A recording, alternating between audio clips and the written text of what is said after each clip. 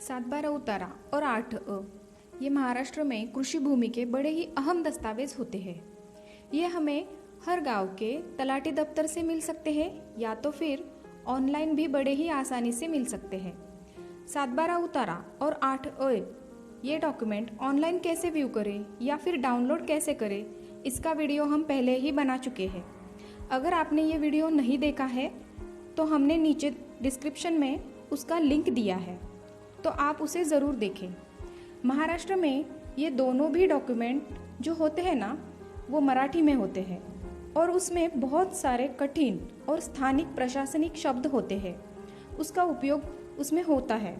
तो इसलिए क्या होता है, आम आदमी को इन्हें समझना थोड़ा कठिन हो जाता है। तो हमारे इस वीडियो में हमने ये प्रयास किया है कि ऐसे ही कठिन प्रशासनिक शब्दों को सरल भाषा में कैसे समझें।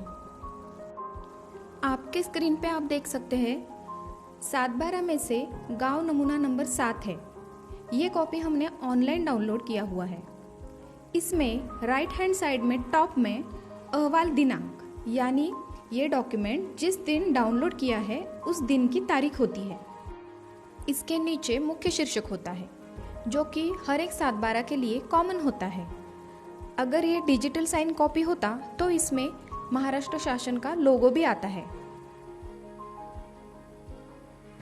उसके बिल्कुल नीचे गांव का नाम, तहसील का नाम और जिले का नाम एक ही लाइन में होता है। उसके नीचे 7/12 जिस गट क्रमांक या सर्वे नंबर का है उसका नंबर होता है। उसी के आगे अगर उसका कोई उपविभाग आता है तो ही वो लिखा होता है। उसके बाद यहाँ पे जमीन की भूधारणा पद्धति का उल्लेख किया जाता है। जैसे कि आप यहाँ पे देख सकते हैं, भूधारणा पद्धति भोगवटादार वर्ग 1 यानी ऑक्यूपेंट क्लास 1। ये भूधारणा पद्धति 3 प्रकार की होती है। पहला प्रकार है भोगवटादार वर्ग 1 ऑक्यूपेंट क्लास 1। महाराष्ट्र जमीन महसूल अधिनियम 1966 कलम 29(2) के अनुसार इस कृषि भूमि का मालिक खुद किसान ही होता है, यानी कि जो जमीन का मालिक होता है वो खुद ही उस जमीन पर खेती करता है, यानी ऑक्यूपेंट और ओनर एक ही होता है। भोगवटादार वर्ग 1 इस प्रकार की जमीन की खरीद और बिक्री करने के लिए उस किसान पर किसी भी प्रकार का बंधन नहीं होता है और इसके लिए उस किसान को किसी भी प्रकार की सरकारी अनुमति या परमिशन की जरूरत भी नहीं होती। इस प्रकार की जमीन को बिनदुमाला या खालसा भी कहा जाता है। दूसरा प्रकार है भोगवटादार वर्ग 2 यानी ऑक्यूपेंट क्लास 2। महाराष्ट्र जमीन महसूल अधिनियम 1966 कलम 29(2) के अनुसार जिस कृषि भूमि का मालिक किसान खुद नहीं होता, यानी किसान बस उस जमीन पर खेती करता है लेकिन वास्तव में उस जमीन का मालिक दूसरा ही होता है। इसका मतलब ऑक्यूपेंट और ओनर अलग अलग होते हैं। इस प्रकार की जमीन का हस्तांतरण करने पर शासन के निर्बंध लागू होते हैं और इस प्रकार की जमीन की खरीद बिक्री करने के लिए कुछ शर्तें रखी जाती है और उसके लिए आपको शासन से अनुमति लेने की जरूरत होती है। इस प्रकार की जमीन को दुमाला या शर्तों की जमीन भी कहा जाता है। तीसरा प्रकार है भोगवटादार वर्ग 3 यानी ऑक्यूपेंट क्लास 3। इसे शासकीय पट्टेदार भी कहा जाता है। महाराष्ट्र जमीन महसूल अधिनियम 1966 कलम 29(2) के अनुसार इस प्रकार की जमीन सरकार द्वारा किसान को तय समय के लिए भाड़े से दी जाती है।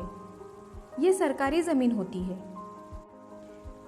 इससे आपको ये पता चल गया होगा, जमीन की खरीद करते समय उसकी भूधारणा पद्धति अवश्य जांच ली। भोगवटादार वर्ग 1 में आपको कोई दिक्कत नहीं आएगी, लेकिन भोगवटादार वर्ग 2 और 3 की जमीन खरीदते समय चौकन्ना रहकर सभी शर्तों या निर्बंधों की अवश्य जांच पड़ताल कर ले। भूधारणा पद्धति के नीचे यहाँ पे अगर आपके खेती को कुछ लोकल या स्थानिक नाम से जाना जाता है तो वो नाम यहाँ पे आ सकता है। आपको यहाँ पे जो हाईलाइट करके दिखाया हुआ जो पोर्शन है वो हमें इस गट नंबर के पूरे क्षेत्रफल के बारे में जानकारी देता है। ये क्षेत्रफल हेक्टर, आर, चौरस मीटर, इस प्रकार मैट्रिक सिस्टम में यहाँ पे लिखा होता है। उसके नीचे ज़मीन के अलग अलग प्रकार के अनुसार उसके सामने उसका क्षेत्रफल दिया होता है, जैसे कि जिरायत, बागायती, वर्कस, इस तरह के और भी प्रकार हो सकते हैं। यहाँ पे पोटखराब ज़मीन का क्षेत्रफल दिया होता है। पोटखराब यानी कृषि भूमि का वो हिस्सा जहाँ खेती करना असंभव हो सकता है। इसमें भी पोटखराब वर्ग अ और पोटखराब वर्ग ब ऐसे दो प्रकार होते हैं। पोटखराब वर्ग अ, इसमें घर, नाला या रॉक पैच वाला क्षेत्र आता है। वर्ग अ की ज़मीन को आप खेती के लिए इस्तेमाल कर सकते हो। पोटखराब वर्ग ब, इसमें दफन भूमि, पब्लिक रोड, तालाब, कैनाल जैसी जगह होती है। इस क्षेत्र को आप खेती के लिए इस्तेमाल नहीं कर सकते।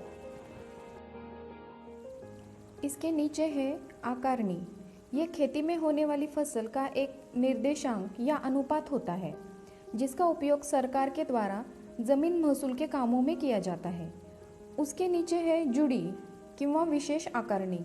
यहाँ पर अगर लैंड गवर्नमेंट की है तो गवर्नमेंट पेड किया हुआ टैक्स लिखा होता है। इस कॉलम में गट नंबर या सर्वे नंबर के सभी ओनर के नाम और उसके आगे उनका क्षेत्र लिखा जाता है। जैसे यहाँ पे आप देख सकते हो सभी ओनर के नाम और यहाँ पे उनका क्षेत्र लिखा है।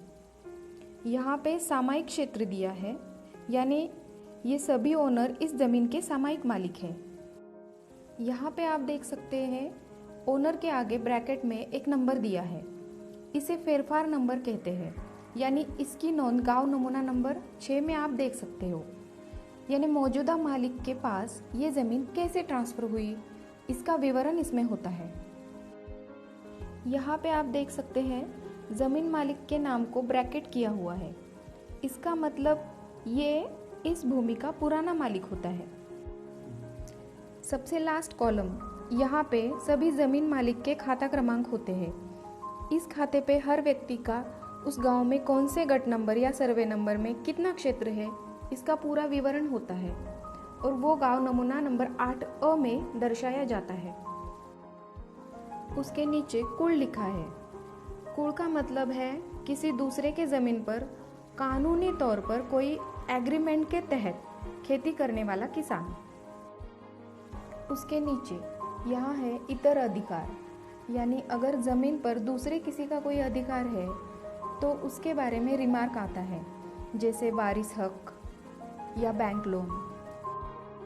यहाँ पे इस सर्वे नंबर या गट नंबर के सभी पुराने फेरफार नंबर मिलेंगे और आपको इन सब का डिटेल गांव नमूना नंबर 6 में मिलेगा। सीमा आणि भूमापन चिन्हे, यहाँ पे गट क्रमांक या सर्वे नंबर की सभी सीमा और चिन्हों का उल्लेख आ सकता है। गांव नमूना नंबर 12 में गांव नमूना नंबर 7 की तरह ही यहाँ पर ऊपर शीर्षक, गांव, तहसील और जिले का नाम होता है और नीचे बीते 3 सालों में ज़मीन पर की जाने वाली फसलों का विवरण होता है।